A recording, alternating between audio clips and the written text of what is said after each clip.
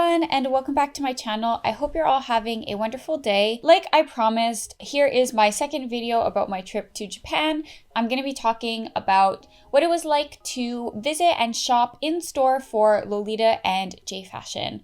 Of course, I mostly wear a sort of pastel aesthetic and a kawaii casual look when I'm not wearing Lolita, so my shopping experience will mostly be exclusive to that aesthetic. My girlfriend wears a lot of darker clothes, so I have a bit of an idea about some brands for that type of thing. And I will be also talking about what I saw generally as trends just on the street from my observation, right? For context, it was my first time visiting Japan, and this video is very much going to be a what to know before you go type of video, just because my experience is so limited to those 3 weeks that I was there. And at the end of the day, there's only so much you can really gain from that. This is more to give advice on what to expect and what the current state is like in terms of shopping for Lolita, because obviously what I'm saying can really only apply to the year I'm filming it in, which is the very tail end of 2023, because trends change, what's in stores change, shop staffs change, so just something to keep in mind. Also, we stayed the majority of the time in Tokyo. We were there for 2 weeks, and then we spent 1 week in the Kansai region, Osaka, 2 days in Kyoto and Nara, so my observations will be limited to those areas too. So I want to start by talking about the trends I saw, or just like what was really visible at the time. And the majority of that was like darker, more girly and mature trends. I think anyone who's in the like J fashion space will know right now that Jirai, and I think it's called Ryo Sangata, sorry if I'm wrong, but like Landmine and mass produced type are the English translations of the names. These are the styles that are like really, really trendy and really popular right now in terms of people entering the J fashion space. It was no different in Japan. I mean, it was, very, very, very popular, especially when we were in areas like Ikebukuro and Shinjuku, which have a lot of stores that appeal to people wearing Jirai type fashion or just like girly and dark girly type fashion in general. To me, out of all of the different styles that I can recognize as something with like a name or a specific trend, girly fashion was what I saw the most, especially like the dark girly stuff. Obviously, it's a lot of like sets, matching skirts and tops, women wearing matching clothes together, like two people going out wearing the same thing, similar haircuts, similar types of makeup, that kind of thing is really trendy. And I think it's very, very cute. I feel like a lot of people say this, but generally speaking, people in Japan tend to dress up more. You're not really going to see people in athleisure. You're not going to see people in leggings as pants. You mostly see people with their arms and legs fully covered, obviously with exceptions, but just very, very generally speaking. So there was a lot of people dressed up just in casual day-to-day clothes, but of course, a lot of people who wear alternative fashion tended to be, I think, a bit more not dressed up, but like complete in their coordinates. I think in the Western community, we're very big on kind of like, if you want to add a casual aspect, go ahead. Like, you don't necessarily have to wear the outfit with your hair styled, with your nails done, with your makeup done, with the perfect shoes that are clean, all of that kind of thing. But what I just noticed for all of the different fashion styles that I saw in Japan was that there was a tendency for people to have that sort of complete look. And that's what I saw for Lolita fashion too. The majority of Lolitas that I saw were wearing Japanese brands for obvious reasons. I did see a few people wearing Taobao brands, but I don't know if those people are locals or tourists like me. I mean, I'm a tourist wearing Japanese brands, so at the end of the day, you don't really have a way of knowing. But yeah, there was mostly people wearing AP. I saw a few people wearing Victorian Maiden and a few Gothic Lolitas, and obviously some people wearing baby, though the majority of people wearing baby I saw it when we were like at the baby store and they were shopping. I did not see a ton of Lolitas though, to be honest, maybe like a dozen across the entire trip. and mostly moving in groups. It's actually kind of funny because, like I said, I probably literally saw 12 Lolitas, and I'm not joking, 6 of them, and I'm not joking when I say that 6 of them were wearing the green holy lantern. So it's like, okay, I guess that's like 50% of the people I happened to see. Even though there weren't like a lot of Lolitas out and about, I feel like all of the stores that I expected to be able to find with a actual physical store, I did. And that's ranging from everything from AP, Atelier Pierrot, the big brands, to shops like Kara and H Nauto, and smaller brands also did have stores. They might just have maybe 1 or 2, unlike AP, you know, that had like 5 or 6. Just riffing like off of this, other trends that I saw, honestly, a lot of like that layered, colorful look. To be honest, I think that like anywhere in the world, you're not gonna really see a ton of styles that fit into neat, labelable boxes. Obviously, like I said, there's Lolitas, and you would see some, like a couple of people wearing Decora and a few people wearing Jirai and like 2 Gyarus. But the vast majority of fashionable people are just wearing their own personal styles. And I thought that was really refreshing to see, because honestly, I don't think there's as much diversity of personal style here in the West. Sorry, but in Canada, in Quebec at least, people wear very, very similar things, and people who are into fashion are often just into looking good and typically dress similarly. This isn't to say that like there wasn't, you know, a ton of people who looked exactly the same clothes-wise in Japan. There was, but I'm just talking about the people that I observed dressing outside of the explicit, you know, office wear or Uniqlo type of fashion. Now, all of that being said, even though Lolita wasn't necessarily super visible on the street, there were still plenty of places to shop and plenty of opportunities to find Lolita stores, and of course things to do while wearing Lolita fashion. I was asked on Instagram what things I recommend to do in Lolita, but to be honest, just build a trip based on your own interests and wear Lolita to them. It's pretty obvious, I think, in terms of like the things that could generally appeal to Lolitas.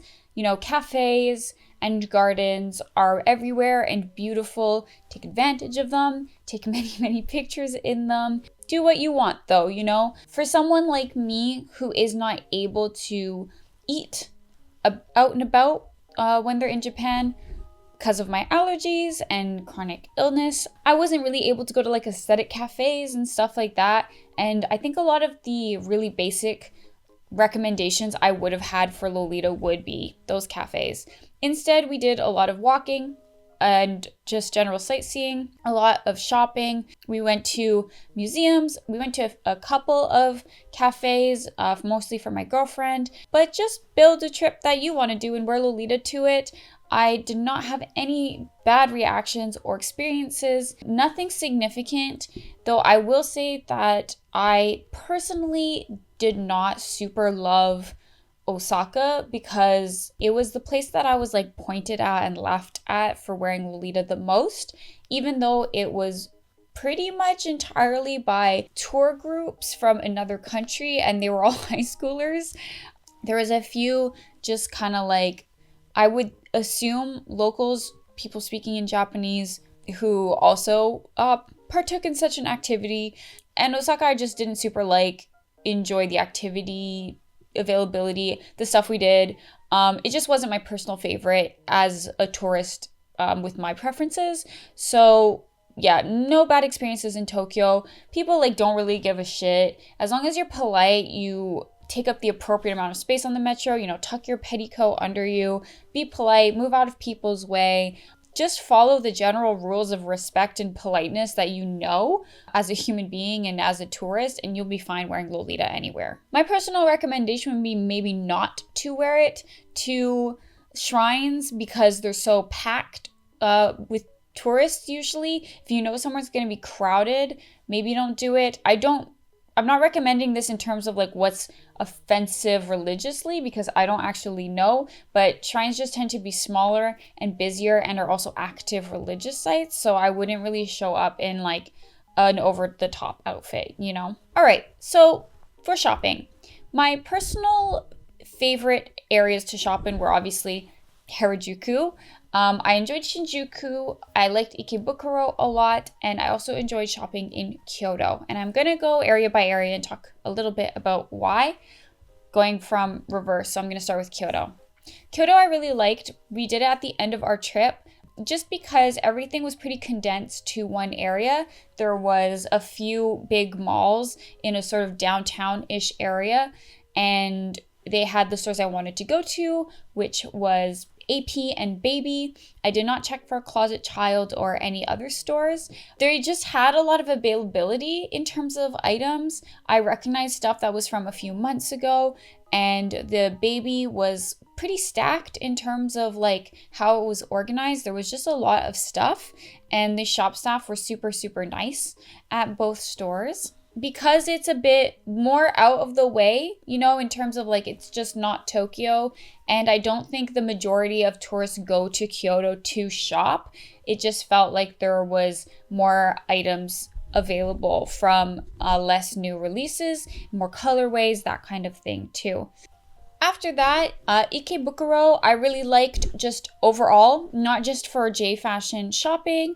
It was a really cool area. It was really nice. There was so many cute little cafes and different shops to jump in and out of, secondhand stores for like anime and merchandise goods, big brand new stores. Of course, it is kind of like a female otaku area, so you're gonna find a lot of that, but a lot of female otakus or a lot of women who are into anime and games are interested in fashion as well. There were so many girls in this area wearing like subculture or girly fashion. And if you're interested in those styles like dry and girly and ryosangata, this is a really good area for you. There were so many stores that sold this specific type of fashion. And there was also just obviously a lot of restaurants and cafes that were designed to appeal to people who wanted to take like aesthetic photos. Ikebukuro, the only like real J fashion store I went to, I think, was the Closet Child, but I think I preferred that Closet Child compared to some of the others.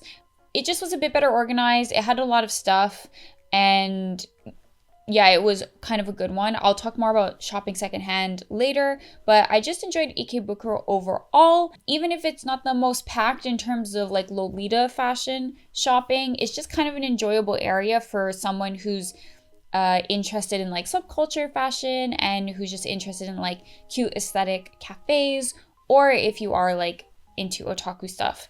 Though I would say, of course, Ikebukuro being the like female otaku area, you're gonna find mostly like otome game merchandise and that kind of stuff, stuff marketed to women, which is not necessarily actually what I'm into, but it was a lot of fun to shop there. So after that is Shinjuku, which had the Marui Annex, I believe it's called. I really liked this mall. It had a lot of stuff for Lolita fashion, and it had a pretty good, I would say, like offering in terms of colorways and releases from a few months ago. These stores were also pretty sizable for mall stores, because obviously these aren't storefronts with like, you know, a building. They're all in a mall, so it makes them a bit smaller.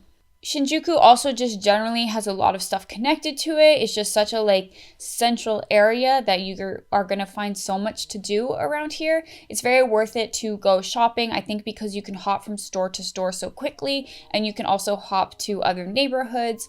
Shinjuku Station is indeed a fucking nightmare, to be honest. It's the only subway station that we got lost in every single time we went, and it's under construction apparently until 2034, so I would avoid Shinjuku Station if possible, but you can really walk from Shinjuku to other neighborhoods if you want.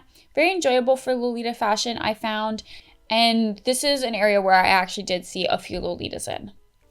And of course, for my favorite areas, Harajuku, I'm gonna be honest, I don't think it's overhyped. I think it is completely worth the hype. I have seen people saying Harajuku is overhyped, and I think that those are people who are just not interested in J fashion. And as much as, of course, it is maybe more commercialized than some people would expect, maybe there are more Western stores than some people would expect, it is very much an area to shop for clothes, still to this day. Don't expect every store to be some, you know, grungy secondhand pawn shop. That's not what this type of area is. It mostly appeals to young people, teenage girls, trends, but it's really, really cool. It's really enjoyable. I would say that I really enjoyed Lafare and Cat Street the most. Takeshita Street was cool, but that is where the majority of like the touristy stuff and the crowds are. But Lafare was great. Of course, I would say that the stores in Lafare feel the most picked over. They had the least amount of like older releases and colorways available, but the shop staff were super nice at every store. And I really just enjoyed being able to go from the top floor to the bottom and see all of these cool small brands that I had like never heard of before. A very interesting mix of brands. Some of them are of course more luxury and are larger brands, but it's really interesting to see that right alongside of like Lolita fashion and these things that we consider more niche. And Cat Street I really liked. I mean, we just walked around.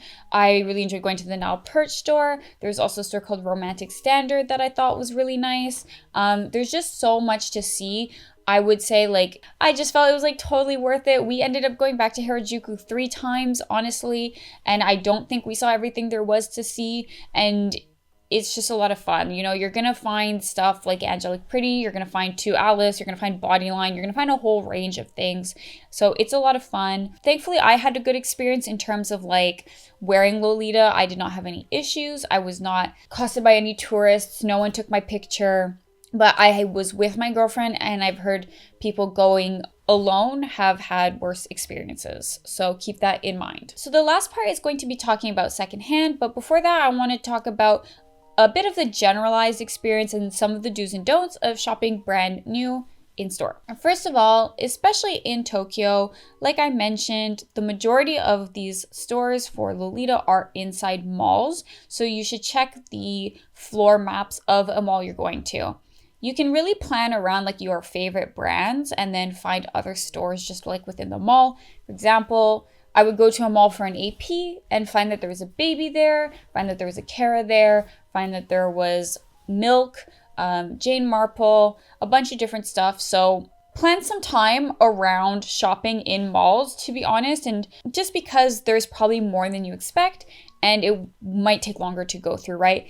Very, very rarely did I actually end up just going to one store when I was going to a mall, even if I was only going for that one store. There was always other stuff to explore. Trying stuff on, totally okay. Never had an issue with it. Only did it a few times. All you have to do is take your shoes off and they'll give you a cover for your makeup if you have some. If you know some Japanese or are able to memorize the words for "can I try this on?" go ahead. But when I forgot those or just got nervous, I would just hold my item up and say "try on" or "okay to try on," and they would just bring me to the like changing room. I would say if you can, bring your own petticoat, whether you're wearing it or bringing it with you.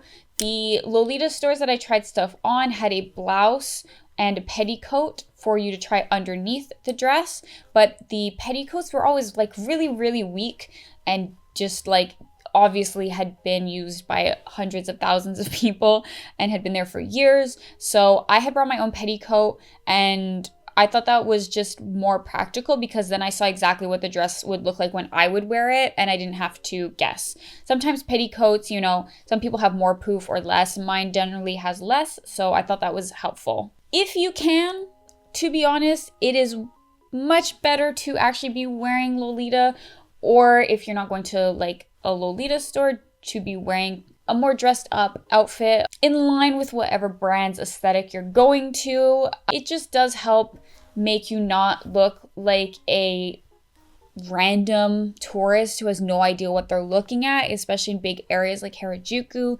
There was definitely a noticeable distinction in how shop staff treated or reacted to me when I was not wearing Lolita, and that's not a judgment because I understand where they're coming from. It was very, very inoffensive things like they're gonna try and explain what stuff is to you. Like I wanted to buy a pair of wrist cuffs and I wasn't wearing Lolita, and she like showed me how to like put them on and stuff. Or for example, when I bought this dress, Fancy Border, I was not wearing Lolita because it wasn't planned to go to the AP, and she told me I needed a blouse. She said, "Oh, you need a blouse for the jumper skirt." and I was like, oh, I have a blouse, you know. But yeah, like that kind of thing. Or, you know, they might follow you around the store, like fixing objects in the background. But I don't blame them. They deal with so many annoying tourists. Just, if you're not wearing Lolita, it's totally fine. Don't be embarrassed. Go in. I saw other people not wearing Lolita buying stuff too. Just be polite. Try not to drastically move objects. If you're checking the price, put the price tag back where it was before. Just be a normal, polite person, and it should be fine. It's just, if you have the opportunity to wear Lolita, it's always favorable when you're going to the Lolita store as a tourist. In terms of communication, you don't really need to know Japanese. It's really good to know a few key phrases, just like the thank you, please, you know, be polite. But for the most part, I managed with English, you know, a few words here and there, or Google Translate when I needed to say a full sentence. It's relatively easy and it's not that intimidating. The shop staff everywhere I went were super nice. Personally, I had no bad experiences. And I think as long as you are polite and sort of keep the damage to a minimum in terms of like moving stuff around, walking around the store, being in people's way, you'll be totally fine. Don't take pictures inside the store. Ask if you want to. Most of the time it'll say no pictures. That's just a general rule. I feel like most Lolitas know not to take pictures unless they ask first. If you don't already know this, make sure to bring your passport with you if you're a tourist so that you can get everything tax-free, over $55. I would mostly just say, like, don't worry, you're going shopping. I know it's of course like a big deal to us as Lolitas to go to these physical stores, but you are just shopping, you are just buying clothes at the end of the day. So enjoy the experience and don't worry too much about like the impression you're going to make. And lastly, let's talk a little bit about secondhand. I was a little bit disappointed in terms of the availability of secondhand, but I mean, I guess it makes sense because most people are probably selling on like Mercari and Rakuten now. You will find closet childs here and there. You know, all the big areas have them. The worst one to go to is the Harajuku one, because it is only open for 4 hours a day. And for some of the clothes, mostly like the AP stuff and some other stuff, you actually cannot touch them or try them on. You have to scan a QR code and like shop on your phone and see if you want anything. It's a bit of a dismal experience. If you are in Harajuku, you might as well go. But if you miss it because of time or whatever, I would say don't fret. There's better closet childs to go to. The one in Osaka especially was pretty big and plentiful. And the other one that I actually bought stuff at was the one in Ikebukuro. Of course, that's all up to luck. Prices are comparable to what's online. You're going to pay on average like 30K to 40K and upwards for a dress. And a lot of it was kind of like, this dress is not even that coveted. It's just AP, so it's like 44K yen. Some stuff was most definitely overpriced. Jewelry, everything like that, everything that you see that is expensive online, it is going to be expensive in store. There's no disparity in the prices there. It's also not like a cute store. None of them are. They are kind of like warehousey vibes. They are very much like, I guess, just there for selling you secondhand clothes. And the only other secondhand store I went to was a shop called Near, which was in Osaka. It was really close to the Closet Child and the AP. That was a good store. It was also not like super cute, but they had a pretty good selection, I would say, in terms of brands, and they even had a bit of like Taobao brands. I didn't buy anything, but I thought their prices were pretty reasonable and that they just had some good stuff available too. I would just say, like, don't expect to spend the majority of your money on secondhand stuff unless you're really, really not into anything that's being released by brands right now. There's not as much availability of like secondhand stores. A lot of the ones that I found through research were from like 5 years ago, had closed during the pandemic, were online only. So you will be, in my experience, shopping brand new most of the time. That is going to be all for this video. I know it is very surface level, but I want to say that please feel free to ask more specific questions in the comments below. Really, I could sit here and tell you guys my entire trip, but that would take forever. So please feel free to just leave your questions in the comments, and that way I can give more details and more explanations if needed. Feel free to also give advice or share your experiences if you have been to Japan recently for other people. That would be great as well. And yeah, I hope you enjoyed this video. Hope you have a wonderful day. I will see you in the next one. But until then, bye-bye.